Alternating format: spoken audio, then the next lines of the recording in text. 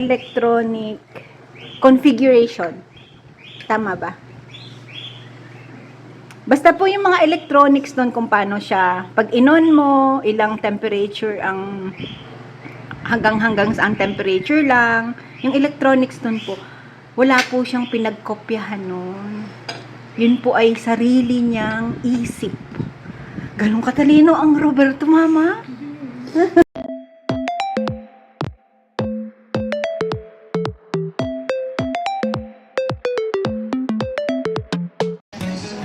Kasama namin si Spider-Man mag-grocery. Ano Spider-Man? It's okay.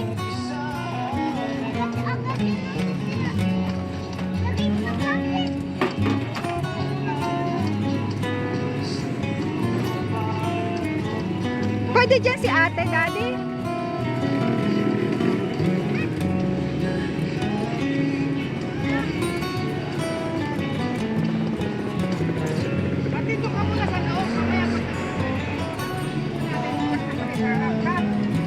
Okay, okay. Let's go, let's go.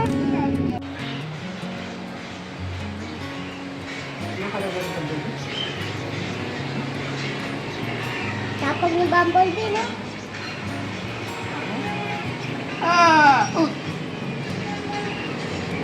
Oh, galing ah. Kain na tayo. Let's eat na. Oh, kasi sabi ni Uwabet, 12 daw.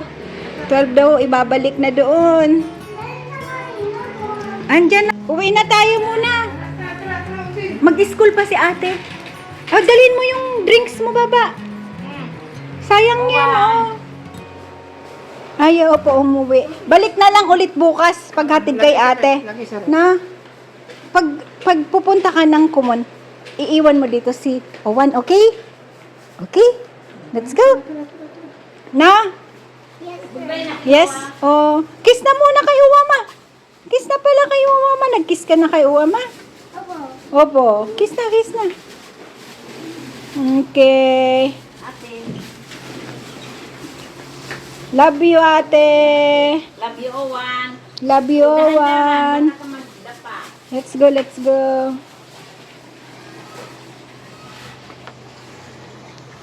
Bye-bye, be. Oh, unahan na naman. Doon na lang. Wait lang, wait lang. Wait lang, gagawa natin ang paraan yan. Doon tayo sa loob. Magkikwento tayo kay ano, undin tayo. Mag-undin tayo. Na? Napunta ka na ng Tabok, Daddy? Tabuk, oo. Tabuk. Kasi pag nanggaling ako ng lawag, diretso na ako ng Tabuk. Parang kaanuhan lang pala ng Sagada, no? DBP ata. DBP nga, saka land bank sa Tabuk. Kasi maghanap pa ng bangko sa kalib-lib-liban ng Pilipinas. Hindi mawawala ang land bank. Kasi government yun eh. Government. Government. Dati kasi hawak niyo yung government tsaka Citibank ba?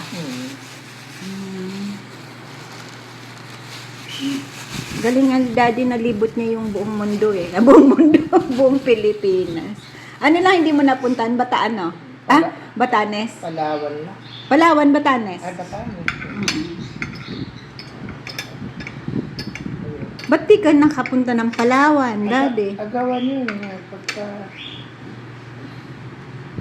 Bago pa lang ako na yun. Pagka... Siyempre, mga seniority mo.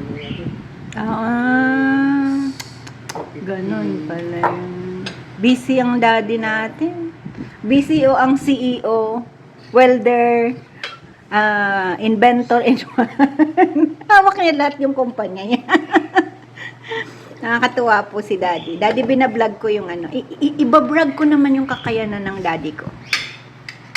Alam niyo po, gumawa siya diba ng oven dati.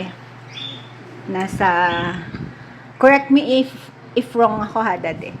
Yung pang powder coating niya before. Yung ano po nun, yung ano tawag mo dun, daddy? Yung pinaka-mechanics nung oven. Yung pinaka-electronic mechanic. Tama ba? Pinaka-electronic configuration. Tama ba? Basta po yung mga electronics doon kung paano siya, pag inon mo, ilang temperature ang hanggang saan temperature lang. Yung electronics doon po, wala po siyang pinagkopyahan noon. Yun po ay sarili niyang isip. Ganun katalino ang Roberto, mama.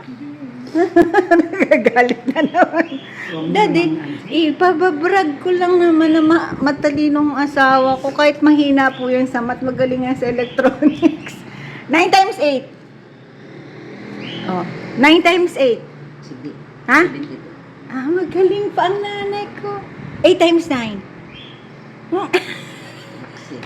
Ha? 8 times 9. 9 times 8. Huwag mo na nga akong guluhin.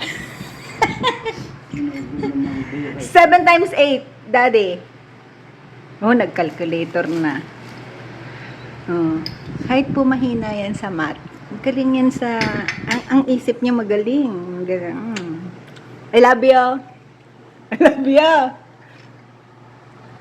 I love you, CEO. Tawag ko po, CEO. CEO, welder, electronics in one. Tapos, wala po siyang tauhan kundi sarili niya. Kasi mahirap. Mahirap ko kuman ng mga tao pagkatapos. Hindi, mama. Paano mo tuturuan yun ng electronics? Yung problema. Kasi, nakakatawa po yung una niyang design. Nawala po yung diagram niya. Ngayon, inano niya pa po yun. Tawag doon, niretrace niya lahat yung ginawa niya. Nawalang diagram niya. Kasalanan ko ata. Baka naitapon mo. Yan sa ano niya, hindi ako diyan nangingialam. Parati ka daw doon naglilinis. Sa ano niya, hindi ako nangingialam. Kamano ka ma? Mabas. Mabash talaga. Ay ba kasi pag may nawawala, sabi niya, si mama yan. Oo. Di, ikaw kasi daw ang nagkukuti-kuti doon. Hindi man ako nang Ha? Parati mo daw inaano yung mga gamit niya. Hindi po. Nililinis lang yun ni mama. Inaalikabukan lang ni mama. Seryoso talaga. mahirap. Nag-viral po yung kanyang yung oven niya. Ang daming nag-inquire. Sana po. Pag-pray niya po, please pray na maraming magpagawa. Diba? Ang ganda ng 2024 kay di Kaenteng, no? Sana nga. Deserve yun ni Daddy. Well-deserved break. Seryoso. Ayaw, nagkagalit. Ayaw niya po yun, yung binabrag siya. It's my enjoyment naman. It's my Siyempre masaya po ako at proud na proud ako sa kanya.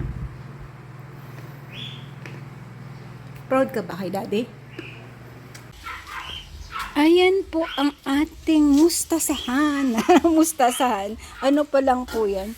Yan mga bagong transplant. Kasi po napansin ko yung transplant kong medyo maliliit pa, natutunaw din. So, nag-transplant pa ako ng medyo malalaki na siya. Pero nagluluoy pa rin ng kaunti. Pero bigla po yan magiging maayos.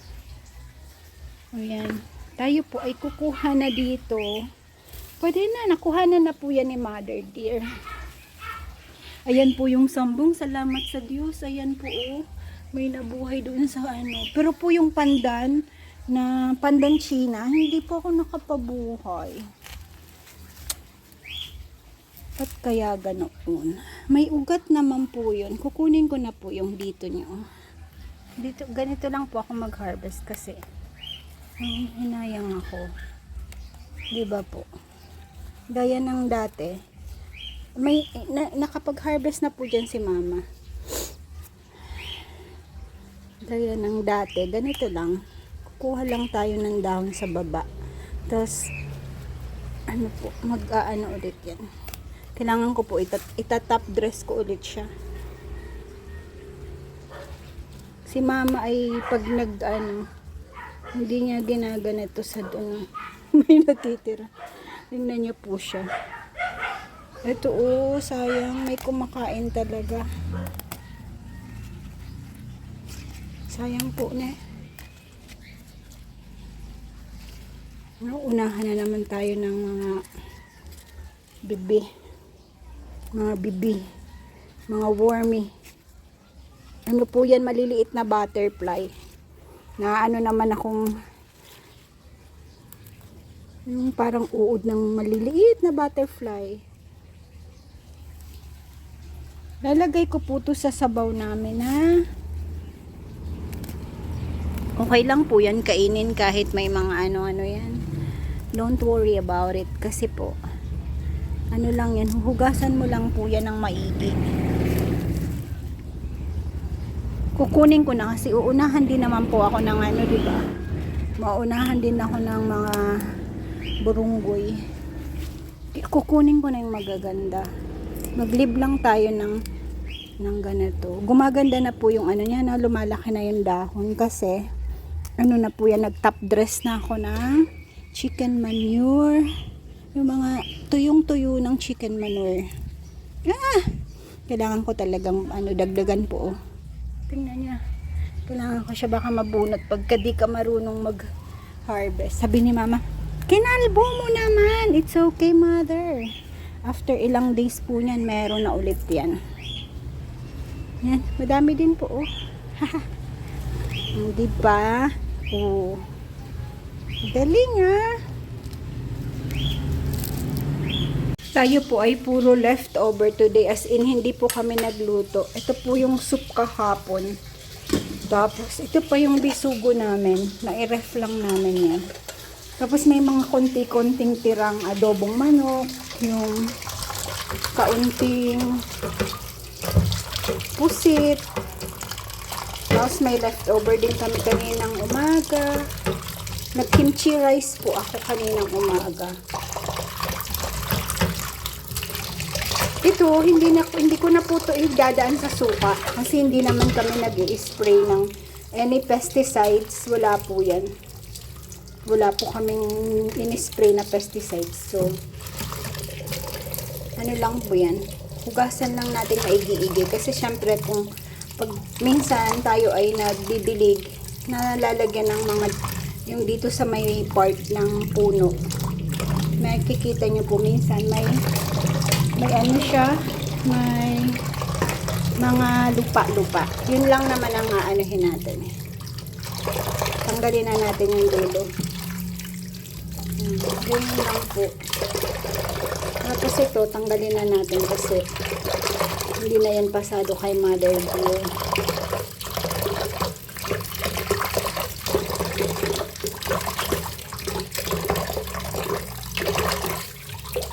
Sa Taiwan po naalala ko yung mga ganito.